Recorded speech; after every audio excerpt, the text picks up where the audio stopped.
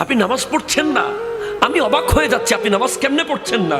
আপনি কি জানেন না একটা সিজদা না করার অপরাধে কি শাস্তি পেয়েছে শয়তান?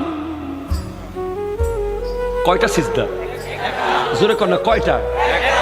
তাও আল্লাহকে না, আল্লাহর নবী আদম আলাইহিস সালামকে একটা সিজদা করে নাই, অহংকার করেছে, বিনিময়ে জান্নাত থেকে আল্লাহ বের করে দিয়েছে তাকে। কিয়ামত পর্যন্ত লানত প্রাপ্ত শয়তান, পৃথিবীর এমন কোন জায়গা নাই যেখানে সে সিজদা করে নাই আল্লাহকে।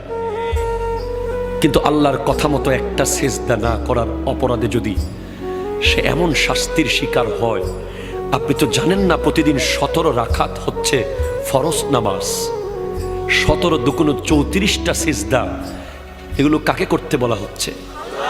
আল্লাহ নিজেকে করতে বলছেন। হাইয়া আলাস সালাহ, হাইয়া আলাল ফালাহ। হ্যাঁ বলছে, হ্যাঁ বলছে, আজকেও বলেছে। হ্যাঁ, আজকে 17ই নভেম্বর অনেক ব্যবসায়ী এখানে আছে,